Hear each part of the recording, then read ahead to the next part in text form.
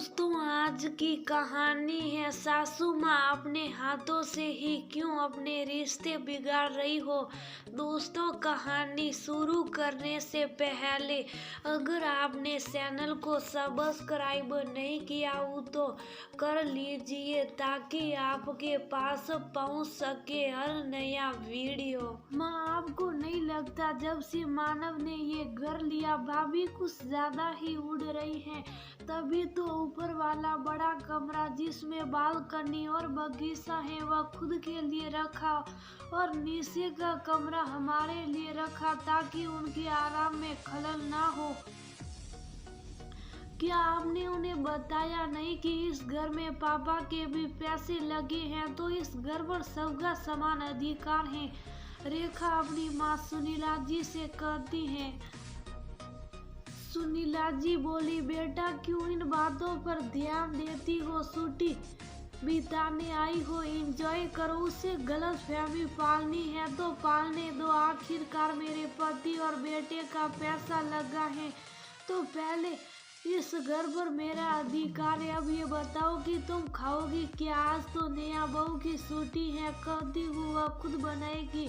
वो ने नेहा को आवाज लगाई। दोनों माँ बेटी ने पहले खूब तारीफ की, बहू तुम इतना अच्छा खासा बनाती हो और काम भी करती फिर भी थकती नहीं हो। नेहा बोली, मम्मी जी कहना क्या चाहती हैं।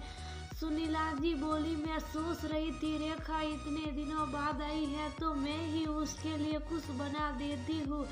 नेहा बोली, मम्मी जी दीदी को अगर कुछ खाना है तो आपको मुझे बताने की जरूरत नहीं है, घर में रामू रसोइया से कहिए वह बना देगा, पर अगर आपको मेरे हाथों से बनवाना है तो बात अलग है। मम्मी जी ये घर आपका भी है, मुझे अपने घर में किसी की खुशामद नहीं, अपनापन चाहिए। इतना कहकर नेहा रसोई में चली गई।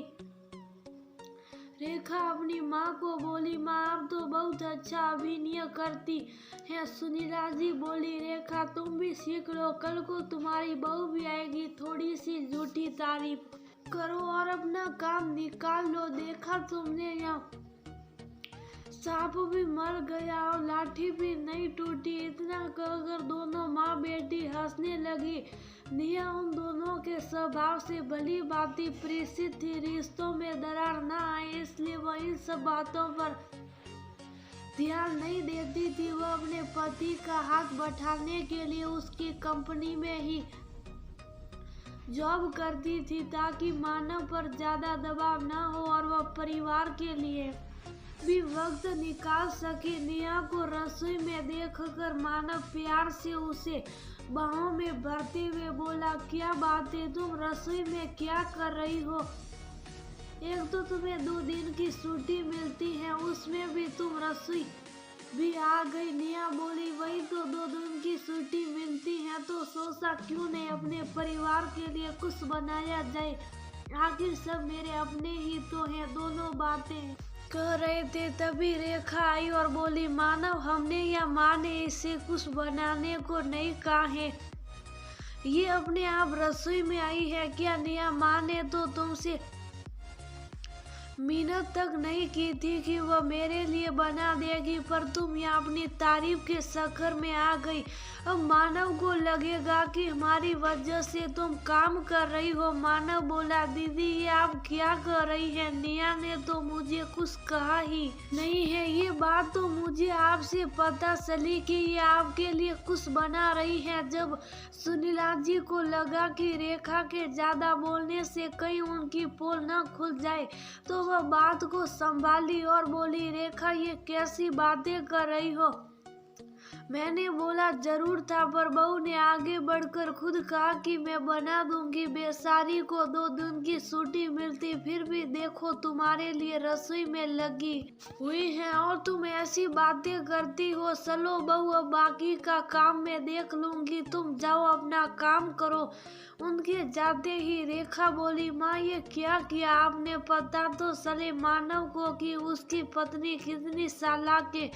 सुनीला जी बोली, बात बात को समझा करो। बेटे के सामने बहू की थोड़ी खुशामद करनी पड़ती है, तभी तो बेटे को लगेगा कि माँ मेरी पत्नी का कितना ध्यान रखती, और पत्नी माँ और बहन का ध्यान बिल्कुल नहीं रखती है। अगले दिन निया जब दफ्तर जा रही थी तो सुनीला जी बोली, बहू कल की बात से कहीं तुम नाराज तो नहीं हो? रेखा ने हंसी मजाक में मानव से वह सब कहा था। अच्छा बताओ आज तुम शाम में क्या खाओगी? मैं खुद तुम्हारे लिए बनाऊंगी। निया मुस्कुराकर बोली, मम्मी जी आप इतनी सफाई क्यों दे रही है? मैंने आपसे कई बार कहा है कि मुझे रिश्तों में खुशामद नहीं, आप सबसे बस अपनापन चाहिए, और मैं साथी हूँ। दीदी जब भी यहाँ से जाए खुशी से जाए।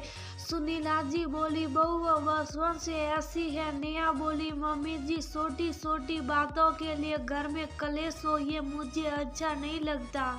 मैं ज्यादा वक्त घर को दे नहीं पाती, पर इतनी मेहनत आखिर मैं किसके लिए कर रही हूँ? मम्मी जी मैं आपकी बेटी नहीं, पर बहू होकर भी मैं हमेशा आप लोगों के बारे में ही सोचती हूँ। मैं जो भी कर रही हूँ इस परिवार के लिए कर रही हूँ। मेरे हाथ बटाने से मानव का बोझ हल्का हो और वह थोड़ा वक्त हम सबके साथ गुजार सके। आशा करती हूँ आप ये बात खुद भी समझेगी और दीदी को भी समझाएगी। इतना कहकर निया ऑफिस चली गई। 2 दिन बाद जैसे ही मानव के आने का समय हुआ, सुनीला जी ने रेखा को रसोई में भेज दिया और बोली, रेखा बेटा क्यों इतना पसीना बहा रही है? अरे ससुराल में दिन रात काम करती हो, मायके में तो थोड़ा आराम कर लो। मानव अपना बैग एक तरफ रखते हुए बोला, क्या बात है माँ, दीदी रसोई में क्यों लगी है? सुनीला जी बोली, अरे बेटा उस रोज रेखा ने बहू के बारे में मजाक में कुछ कह दिया था। अब बहू रेखा से बात नहीं कर रही तो रेखा उसे मनाने के लिए गाजर का हलवा बना रही है। रेखा पसीना पोंछते हुए आई और बोली, लो मानव हलवा शक्कर बताओ कि निया को पसंद आएगी कि नहीं, वरना मैं कुछ और बना देती हूँ। मानव बोला, दीदी आपको ये सब करने की कोई जरूरत नहीं है। निया कोई बच्ची नहीं है कि छोटी छोटी बातों पर रूठ जाए। रामू से कह देती, वह बना देता। अब आप रसोई में नहीं जाएगी। इतना कहकर वह कपड़े बदलने चला गया। इधर माँ बेटी दोनों खुश हो गई। कुछ देर बाद निया बाजार से जैसे ही अपने कमरे में गई, मानव ने उसे सार बात सुनाई।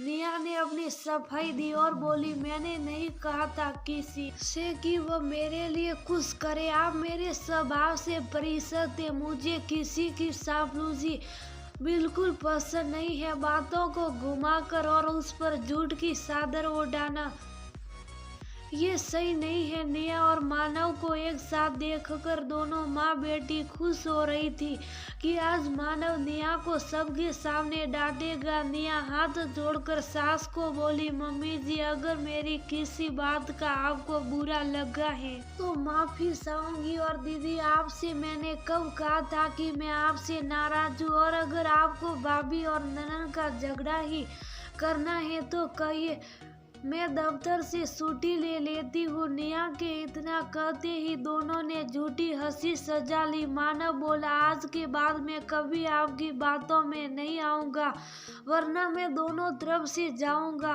रामू अगर कुछ बनाए हो तो खिलाओ, इन औरतों के शक्कर में मेरी शाम खराब न हो जाए। इतना कहकर मानव टीवी देखने लगा। रेखा इधर उधर देख रही थी कि न जाने अब निया क्या बोलेगी। निया उन दोनों के पास आकर बोली, मम्मी जी क्या मैं आप लोगों को ऐसी अच्छी नहीं लगती हूँ? आप लोग मेरे साथ सास बहू का खेल खेलना चाहती हैं तो मैं भी तैयारी कर लूँगी, पर याद रखिए चापलूसी से ज़्यादा मान देना और लेना अच्छा होता है। अब आप दोनों को क्या करना है ये तय कर लीजिए। इतना कहकर निया वहाँ से चली गई। रेखा बोली, देखा माँ ये तो खुली चुनौती दी गई है। सुनीला जी बोली, रेखा बस कर, तेरे चक्कर में ऐसा ना हो कि मेरी खुद की बहू से मेरे रिश्ते खराब हो जाए। तुम तो अपने घर चली जाओगी, फिर बेटे बहू एक हो जाएंगे तो मेरा क्या होगा? तुम मेरी देखभाल करोगी। रेखा नाराज होकर अपने कमरे में गई। मानव ने माँ बहन दोनों की बातें सुनी, फिर आकर अपनी माँ को समझाया। माँ, निया साथी तो घर में आराम से रह सकती थी, पर वह अपने लिए नहीं, मेरे लिए दफ्तर जाती है। कई घरों में ऐसी बहुएं होती हैं जहाँ दिन रात लड़ाई होती है। अगर आपको अच्छी बहू मिली है तो खुद अपने हाथों से क्यों रिश्ते खराब कर रही हो।